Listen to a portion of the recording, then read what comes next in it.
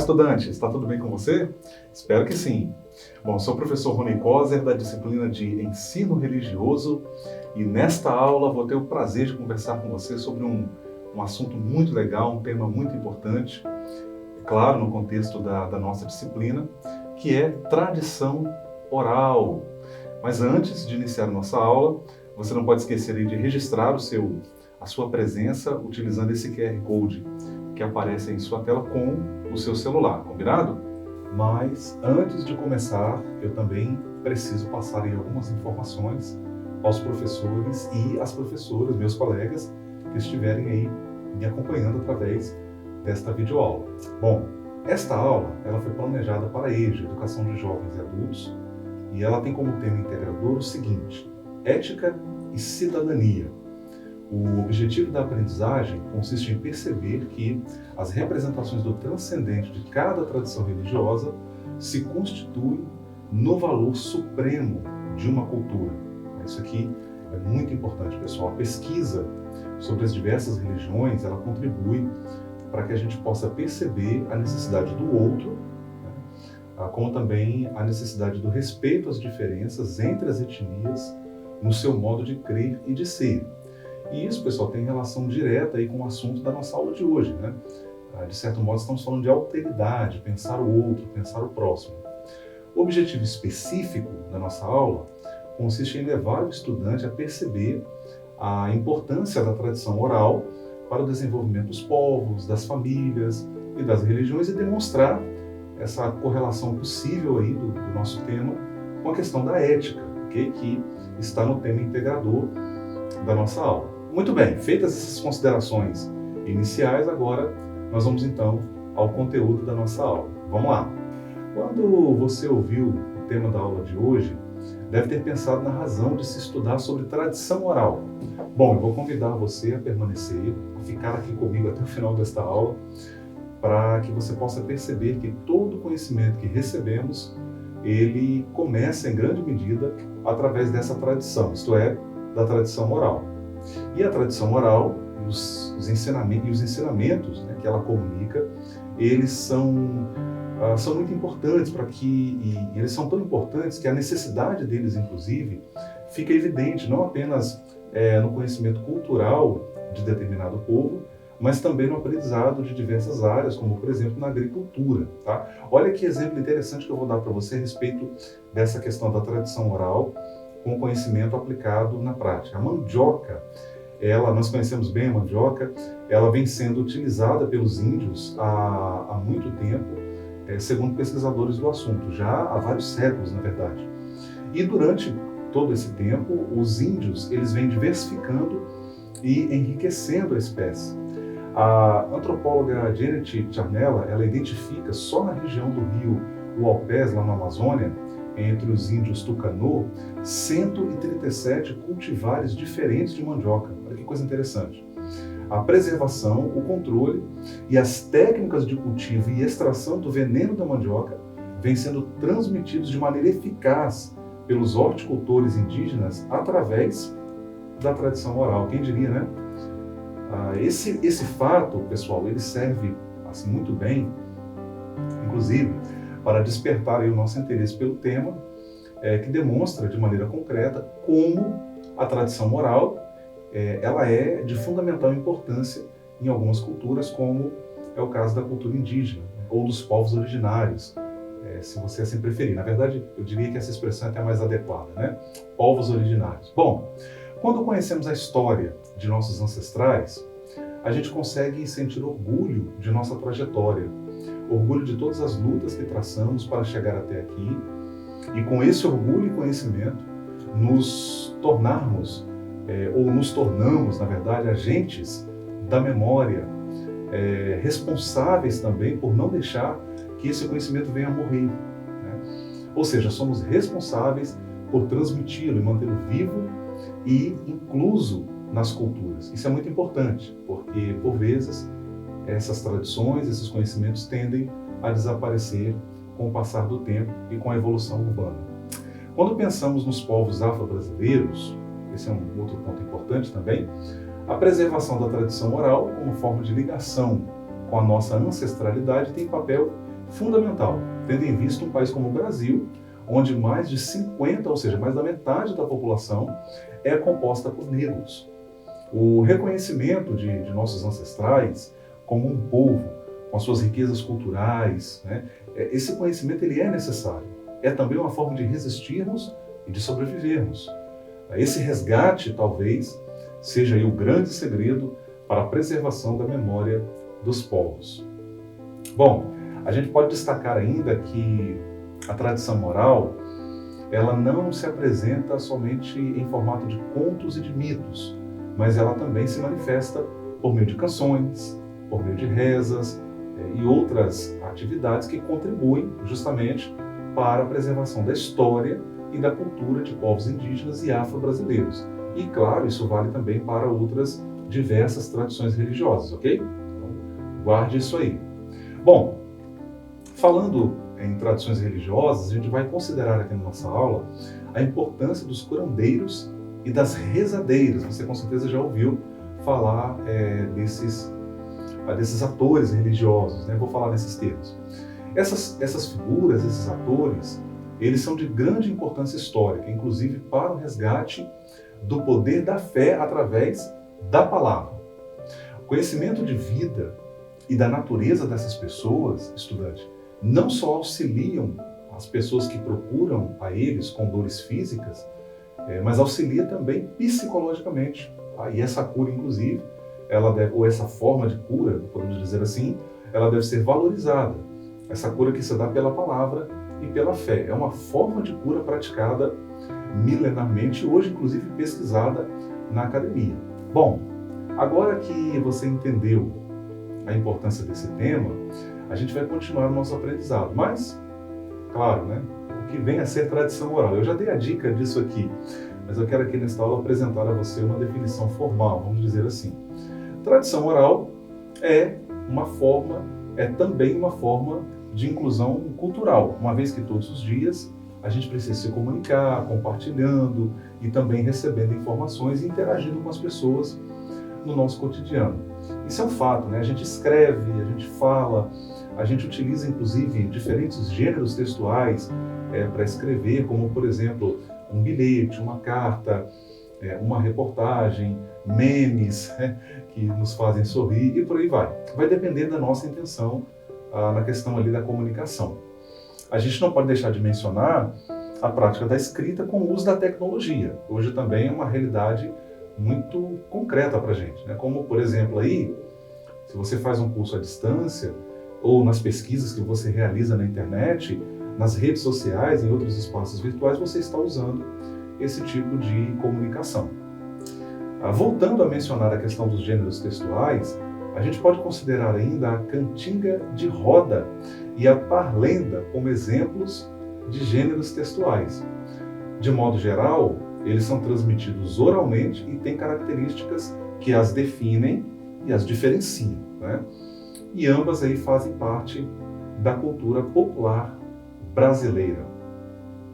Agora, chegamos a um momento muito interessante da nossa aula. Eu quero convidar você a conhecer alguns exemplos de maneiras de contar histórias. Isso é muito legal, né? Podemos lembrar daquelas histórias que nossos pais e avós contavam pra gente ali, que gostoso, né? São memórias muito queridas, registrando, por meio dessas histórias, momentos marcantes do passado da família, bem como também as suas próprias experiências de vida, que compartilhavam conosco a fim de nos ensinar, né? A fim de nos instruir. As histórias, no entanto, elas também podem ser registradas de outras formas, como, por exemplo, através da pintura, da dança, da música e de outras formas. Tá? Vale lembrar que um relato transmitido oralmente de uma geração a outra, com esse objetivo de manter viva a memória de uma família, de um povo, pode ser expresso pela fala, por pinturas, por canções e até mesmo por danças. Então, como você pode ver, são diferentes expressões para preservar tradições, culturas e hábitos que definem um povo. Bom, a história narrada, ela fixa na memória de um povo, ou ela se fixa, na verdade, na memória de um povo, e ela também contribui para fixar na memória de um povo a sua cultura e contribui também para a inclusão da sua tradição coletiva da sua própria cultura e, claro, da sua própria identidade. Esses fatores, pessoal, eles estão imbricados, né? Eles estão juntos, ou seja, eles estão amarrados. Eu devo mencionar aqui, inclusive, que estudiosos aí da área de história, arqueologia, antropologia principalmente, né? Eles buscam decifrar imagens e símbolos feitos na pré-história e que foram preservados aí ao longo do tempo. Quando você observa e analisa obras como essas, você consegue aprender ou resgatar, né, vamos dizer assim, um pouquinho do cotidiano dos povos antigos, bem como os valores, as crenças da humanidade em períodos anteriores, em períodos já muito antigos da história da humanidade, da nossa história, né? Um outro ponto muito importante que nós precisamos considerar em relação à tradição é que ela possui determinados elementos importantes. Tá? Então, como que eu sei identificar uma tradição oral? Você tem aí algumas características. Vamos lá. Esses elementos da tradição oral não comunicam apenas narrativas, mas também costumes, regras, valores e manifestações religiosas de determinado grupo social e ou religioso. Né? Pode ser geralmente as duas coisas, claro.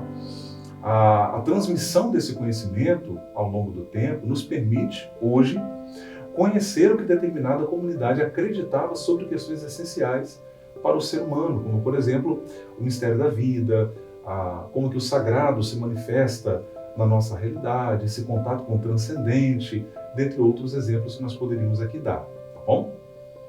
Bom, a gente começa a perceber também que tempo e espaço são alguns elementos importantes, eu diria, fundamentais na tradição oral, não é? Onde e quando... Agora algumas perguntas aí para a gente pensar, hein? Eu adoro perguntas. Costumo dizer que são as perguntas que movem o conhecimento, né? Então, onde e quando determinada história ocorreu? Quem conta a narrativa? O filósofo francês Paul Ricoeur, ele vai chamar a nossa atenção para o fato de que em toda narrativa tem um narrador, né? E essa história, que memória se preserva nela? Que memória se preserva, ou nessa narrativa, né? Que memória se preserva da história vivida? Então, são algumas perguntas interessantes para você pensar. Top demais, não é?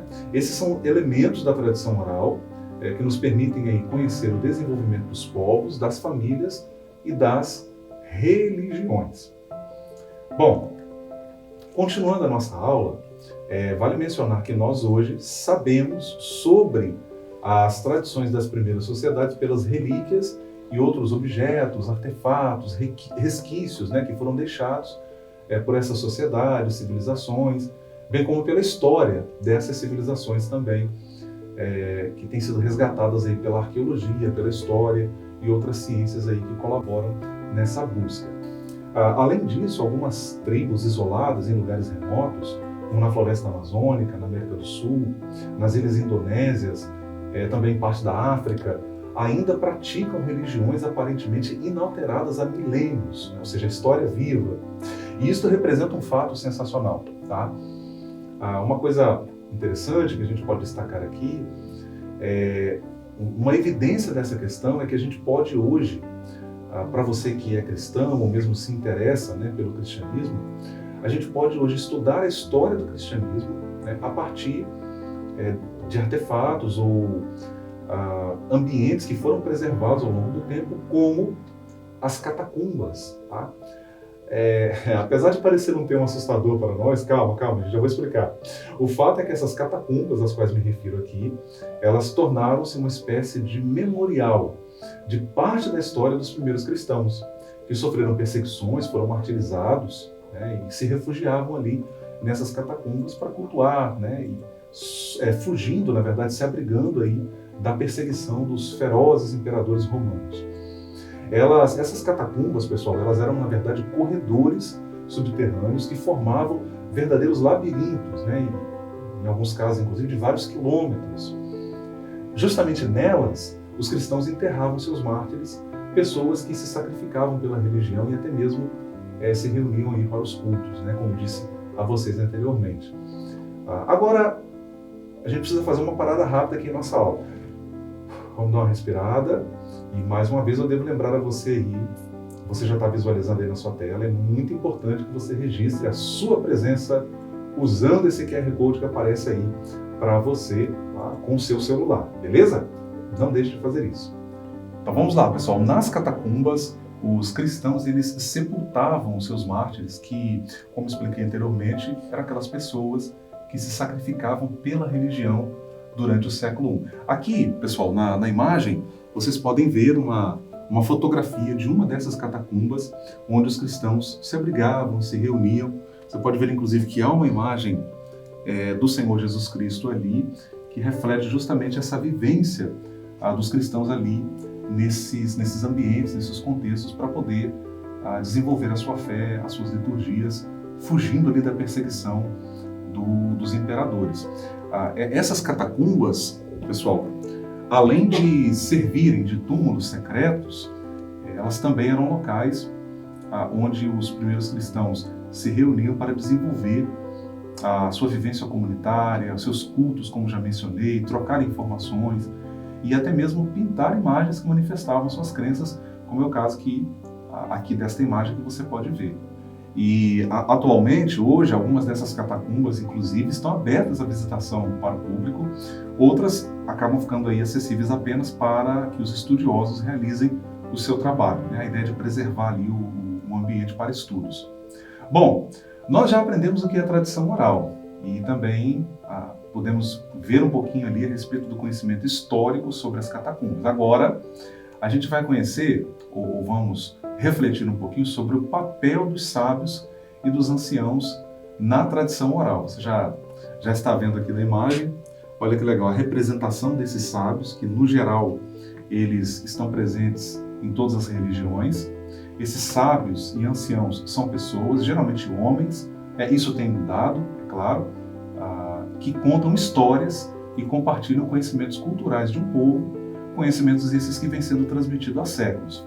Eu disse, inclusive, que isso vem mudando porque as mulheres, elas vêm assumindo também um papel muito importante nas religiões, no sentido de ensinar, assumindo esse papel de anciãs, pessoas mais velhas, que também comunicam conhecimento. Como, por exemplo, no judaísmo há uma vertente mais progressista, em que nós sabemos que lá existem rabinas, que também ensinam juntamente com os rabinos. Que legal, não? Pois é, avançando um pouquinho mais, eu vou citar aqui agora as autores, a Edile Maria Francaro Rodrigues, a Joana Zucoloto Matos Moreira e a Maria Betânia de Araújo. Elas vão mencionar que em diversos países da África Ocidental há um personagem importante nas sociedades que conhece toda a história do seu povo. É o chamado griot. Essa palavra vem do francês. Os griots são aquelas pessoas que contam histórias, compartilham conhecimentos e canções de um povo, transmitidos oralmente século após século. É interessante porque eles são considerados os guardiões da tradição e da memória de uma comunidade. E aqui faço agora uma citação direta delas. Abre aspas, a oralidade africana é sempre vista como expressão de uma força vital. A memória é tida como um depósito sagrado, fecha aspas. Olha que legal, né? Isso mostra pra gente, isso nos faz ver o peso que a tradição oral tem em algumas tradições religiosas. A tradição oral, ela é o reservatório dessa acumulação cultural da comunidade e a memória da oralidade é a da comunidade viva das gerações sucessivas. A manutenção, a divulgação, a coletividade e a permanência que participa desta dinâmica da oralidade. É o que explica, inclusive, o pesquisador Celso Sisto. As tradições orais, pessoal, elas são guardiães da sabedoria de seu povo, das histórias tradicionais de criação coletiva, de um patrimônio cultural comum. Vale lembrar, inclusive, aqui, estudante, que a ideia de patrimônio na ciência e história não está restrita apenas a um patrimônio físico, material, mas também cultural e imaterial. E por falar em história, como bem diz o historiador e etnólogo Malinês Amador Rampetabã, na África, cada velho que morre é uma biblioteca que se queima. Interessante, né? Por ser o guardião da tradição oral de seu povo, Um griot, ele é, portanto, muito cuidadoso com seu ofício para não para não cometer nenhum erro ao contar uma história. A ideia é de que ele faz isso com muito cuidado. Esse griot, inclusive, ele procura transmitir sabedoria, ele mantém vivas as memórias do passado para as gerações mais jovens, para que essas gerações aprendam lições de vida e conheçam assim a força de seus ancestrais.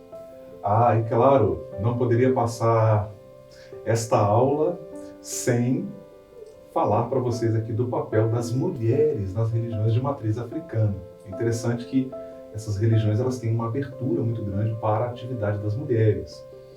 A pessoa idosa é vista na nossa sociedade ocidental como alguém, na nossa sociedade, né? Infelizmente, ela é vista como alguém que não tem mais tanta coisa para acrescentar e, por vezes, encaminhada a casas de repouso e a asilos.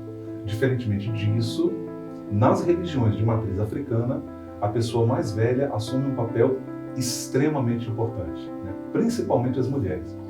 Isso é muito interessante, não?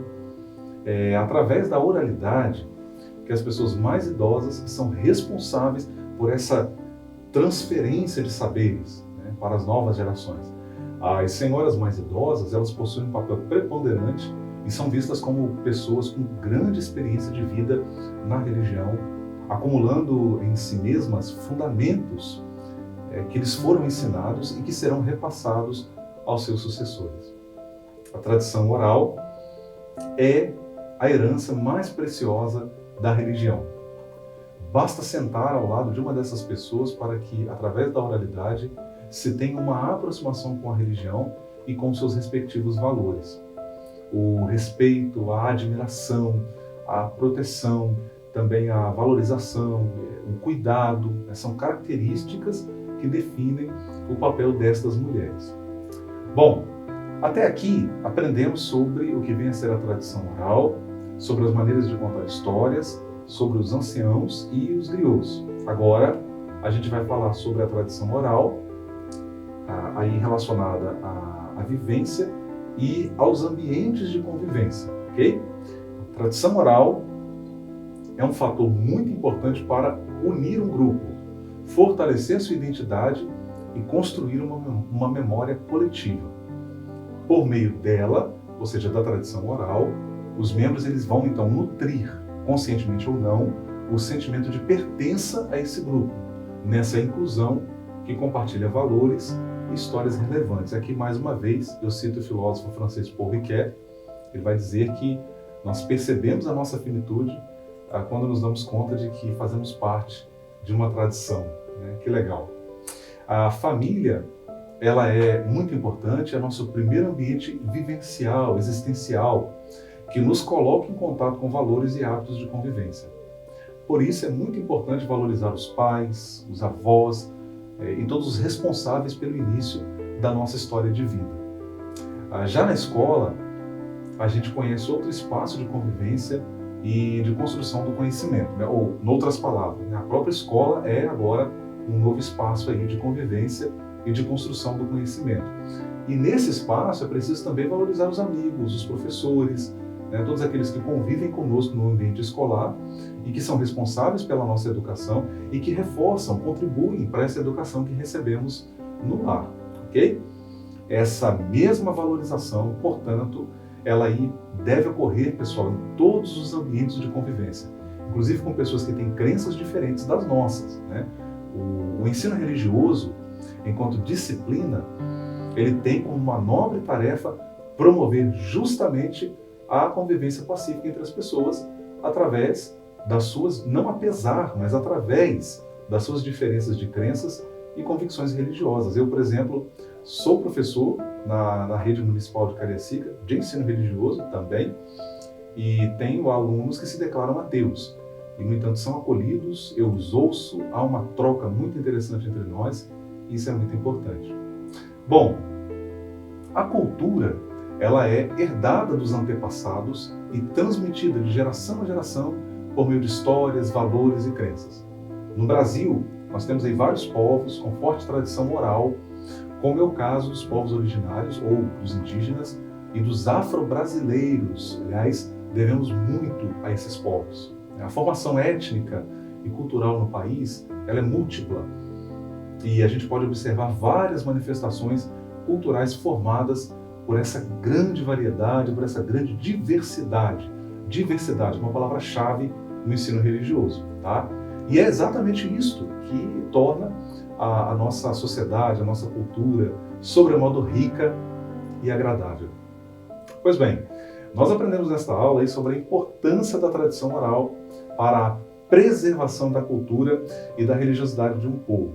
Agora, a gente vai fazer uma reflexão sobre alguns costumes que aprendemos com nossa família e a gente pode incluir aqui também os costumes religiosos, né, que nos foram ensinados através da tradição oral, não apenas os costumes familiares, ok?